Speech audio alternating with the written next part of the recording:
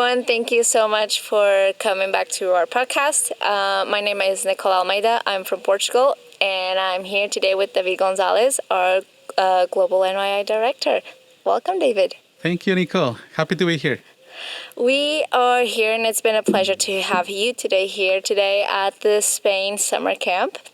And this week we will be talking about being reignited by the fire of Jesus and answering to our calling.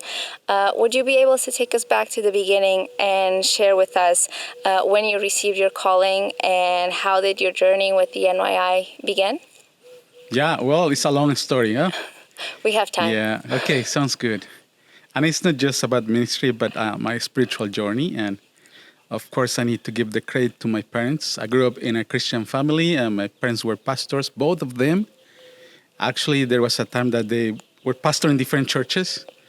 So it's when they were trying to kind of influence on what church to attend. One Sunday was one church, and then the other Exactly, Sunday was the other. that was, yeah.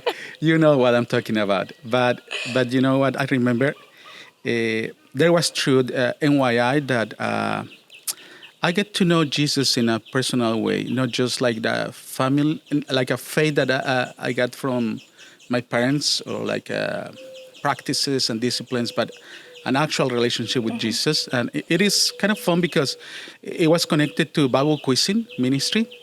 The youth pastor of one of our churches, he invited me to be part of the Bible quizzing ministry. That was something new for me. And you know what? I wasn't very excited about that, so I said no. But then there was a girl that was being part of the Bible quizzing ministry that she said, "Oh no, Pastor, don't invite David. It's gonna be a mess or something like that." So that was kind of like the encouragement for me to say, "Yes, count on me. I'm gonna show her that she's wrong." So because of that, I started studying the Bible, and I remember Philippians chapter 2 when I learned about Jesus and that love that being God decided just to be with us, to be a servant and to give his own life because he loves us, but also because he wanted to show us that he's a God who's close to us. Mm-hmm. So showing us what was the life that he designed for us. So for me, it was kind of like, well, Lord, if this is the God that my parents love, my parents serve, I want to experience that myself firsthand. So that changed my life. It's not that I wasn't a bad person or like actually I was a Nazarene, a Christian, but now was an actual relationship with Jesus. So that's how everything started. And then walking with Jesus, of course, have been seasons in my life with questions but always God is inviting me just to come with those questions, with the doubts and the challenges that I'm facing, and He's always exactly welcome me, and yes, and He never disappoints. Yep. Yeah. Yep. So kind of like that was the key moment. Of course, there are other key moments, but yeah. And from the Bible quizzing and working with youth in the Bible quizzing, how did that lead you into the NYI and then being a leader into the youth ministry? Well, since I experienced that, I wanted other young people to go through that. And actually, I was involved in music, and also I love sports, that kind of stuff. So for me, it was kind of like an easy transition to start inviting people to be part of the different ministries and activities of the church. And so I ended kind of like running many of the ministries. And so I wanted just young people to experience what I had experienced before. So and it was kind of like when I realized that it was a call to serve as a youth pastor. At that time in Mexico, I grew up in Mexico, by the way, because I'm from Mexico. But at that time, the seminaries or the Bible institutes, they didn't have a track on youth ministry. I wanted to be a youth pastor, so I tried to get some books and read, and because I wanted to be a youth pastor, not just like a senior pastor or lead pastor. So I kind of delayed the process to get the theological education. But then I realized that I needed that theological education, so I enrolled in the seminary. Yeah, because also my background is like a business administration and music and all that kind of stuff. But then I realized that I needed that also theological training in order to do better. Yeah. To do better. Yeah. Amazing. You spoke about your parents and this pastor that motivated you to work with Bible quizzing. Were there other key mentors or moments that shape you in the sense of calling you into leadership? Yeah. Uh, there was a missionary couple in Mexico, the Obandos, and they were kind of in charge of like the kind of like child sponsorship, like a ministry that is connected or related to Nazarene Compassion Ministries. But the relationship was more than just like I wasn't just like another person or like a number or like a kid who was receiving the sponsorship from NCM, but I was like part of the family. That's the way I felt. They were always like investing in our lives and also providing opportunities for us to serve, not just in our local church, but also in other contexts like the Right. district or even in national events. Actually, when I was still a teenager, maybe 18 years old, they invited me to be part of the organizing team of a national camp. Wow.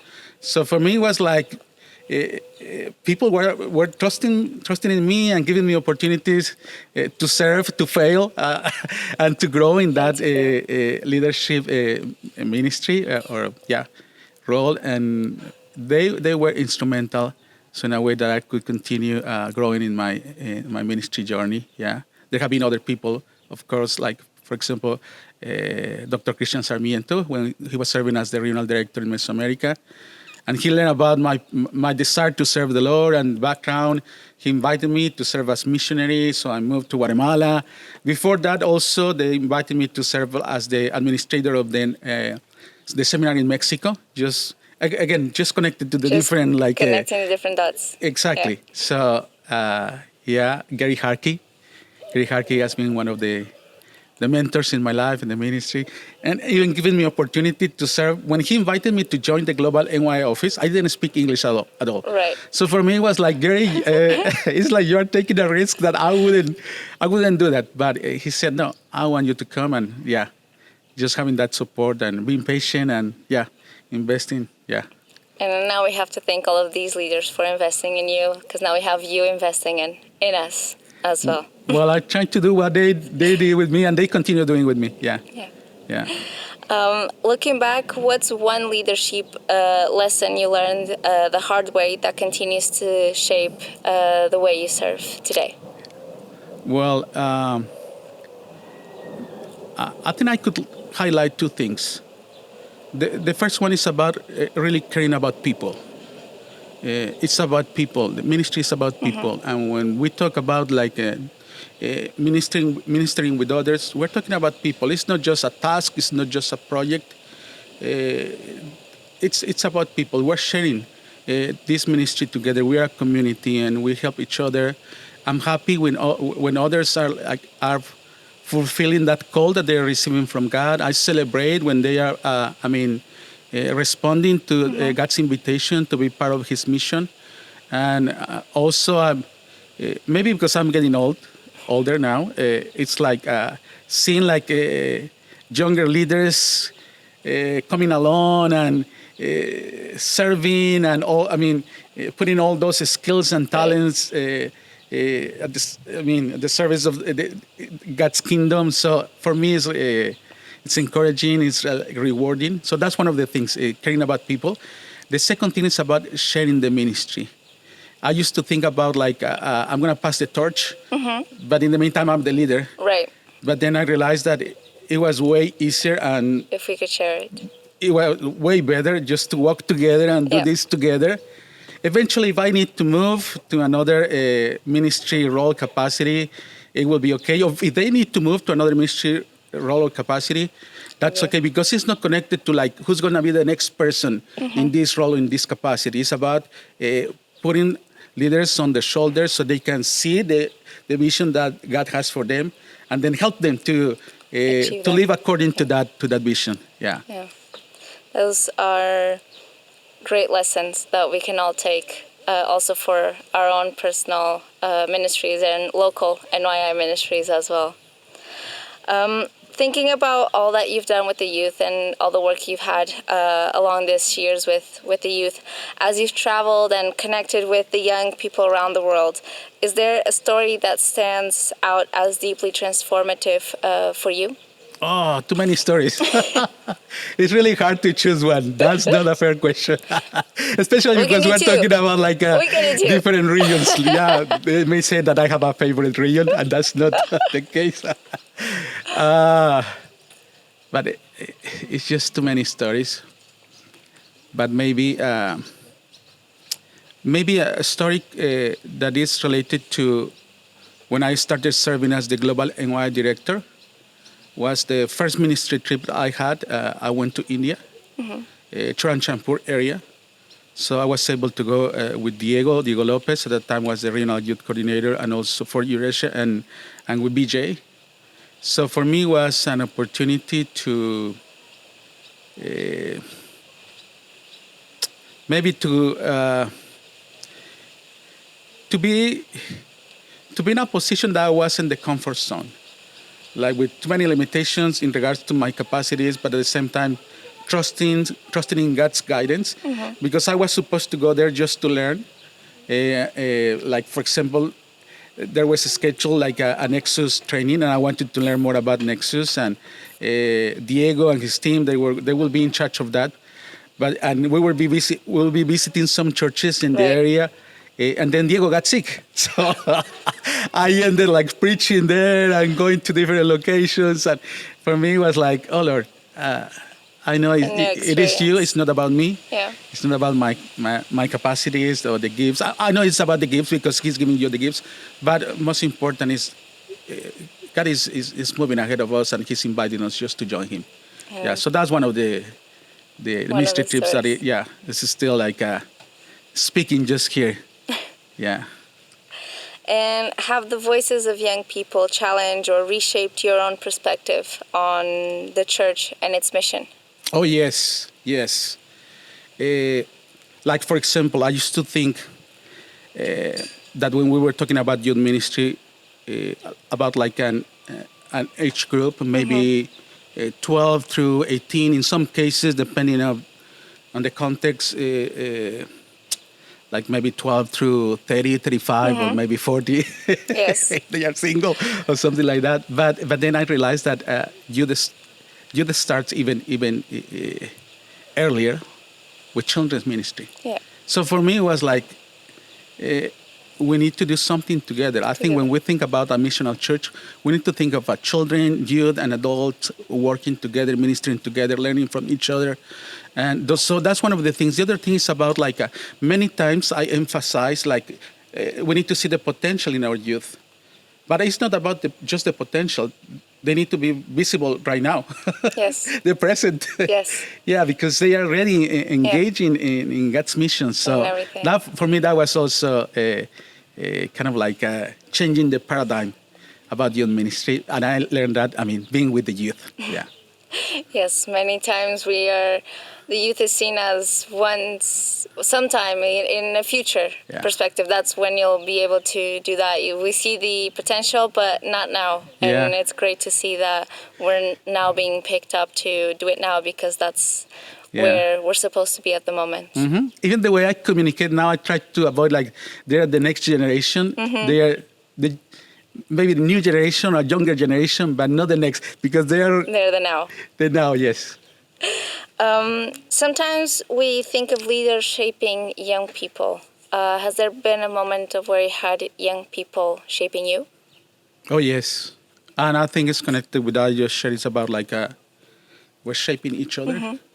And God is using like the many stories that we have, the many gifts, the talents, the passions that we have. So we're working together. I think communities, it's a blessing. It's one of the gifts that we receive from God when we decided to say yes to His invitation to be part of His family. And I love that, yeah. Do you have a specific story you'd be able to share with us of how a young person has directly shaped your life? Oof. Let me talk about my kids. And again, parenthood is one of the things that I appreciate in terms of like learning from my own experience in having teenagers now, a teenager, almost a teenager. Yeah, he consider himself as a teenager. He's 12, but Then he's a teenager. yes.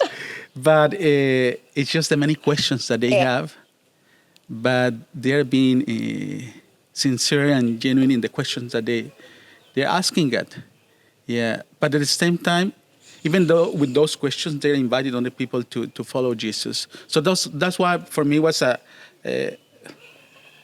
one of like the changes in my paradigm is not we're not preparing, we're not equipping youth so that when they get to the adult age, they can be part of the mission. They're already being part of God's mission. And of course, we're Yeah. equipping them, but also we are being shaped by them. So for example, what my kids are doing with their friends, inviting them to home, just so they see. Maybe they don't think necessarily like they want to show other people that what a Christian family is, but through that, I mean, other friends are Yeah. seeing that, being exposed to that. Even like this is one of the practices that now I have. I used to go to the airport because I travel a lot because of ministry. I used to go to the airport, like driving my car and parking my car at the parking lot at the airport. Now I'm doing Uber because I want to have conversations with people, but genuine conversations. And a way to share about my faith. It's like always being intentional about sharing my faith in Jesus and the good news, and learn from other people too. So I'm learning that from my Yeah. kids. Yeah, that's amazing. Looking on your current work and God's ongoing work in you, in this season of your life, how is God using the global church to form and challenge you personally? I remember it was in 1997 when I had the opportunity to attend my first like a global gathering. It was the General Assembly in San Antonio, Texas. And at that time, I didn't speak English at all. I was a delegate for the NYI convention, and I needed to use my headphones in order to get the interpretation. I got the resolutions just in English. So for me, it was like too many obstacles to really engage in Right. what was happening there. But there was something there that I felt I was part of that. And I know it was God's moving among all the participants, the delegates. So even like what could be a barrier like the language was a blessing. Because when you're interested in getting to know other people, you find a way to communicate ways, yes. with them, right? So I felt that I was part of that. And I think that was kind of like the beginning of a journey that I want to be part of this global family, but also I want other people to feel the same way. And of Right. course, improving in some areas and providing more opportunities and tools for them to really engage in what a global church, a global family is. Amazing. And where do you sense God stretching your faith most right now as a leader? As a leader, well, let me see. I used to think of like examples in the Bible, like the Apostle Paul or David. That's a good references. As I continue walking in this journey in leadership, and seeing myself and having the goal of being more like I'm a crying pastor, okay? This is the example. Seeing myself more like a Barnabas or like a Jonathan, coming alongside like David, coming alongside like other people and enjoying that, yeah. But through this process and also what spiritual practices or rhythms have helped you stay rooted while carrying the weight of a global responsibility through seeing and working, also being a leader and also trying to be more maybe like a Jonathan's. How has what practices has helped you stay still firm to Yeah. the ground? Well, prayer and the Word of God has been part of my life for many years, and it's something that really excites me when I get to spend time in prayer and reading the Bible, studying the Bible, even like writing some devotionals, things like that. That it's really good. But I think in recent years, the role of the local church in my life and in my spiritual journey is even more meaningful now. I need that. as a co-pastor with my wife in the local church, is helping me because we have a global ministry. But you go to an event, you preach, you get to be with friends, but then you need to go back home. So you get to share the journey with people there that in long term they are part of your journey too. So being part of the local church has been like instrumental for me. But another thing that in recent years started learning to value more and more is about friends, investing in my friends, taking care of them, uh, like um, like Jesus had his Bethany, like with Lazarus and Mary and Martha. I just realized that I needed that. I needed to be that friend also for others. So for me, it's like I have my Bethany, and I invest in them, and that's also something that re-energizes me. So yeah, that would be another spiritual discipline that I'm practicing. Yeah, in recent years. Friendship is very important to keep us in line and keep Yeah. us rooted back to earth. Yes, and you Not can be forget what we have. vulnerable. You Yeah. can vent. You can do many things, and you know that they're gonna be praying for Yeah. you. They will listen to you. So They will help us yeah. get through Yes. the most difficult Yeah. moments in ministry. We know that we have them by our side. Yes. Yeah.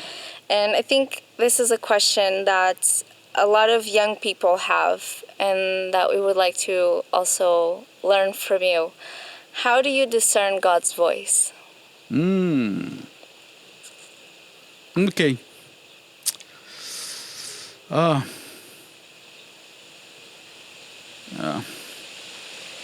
I'm gonna try to be simple in my answer.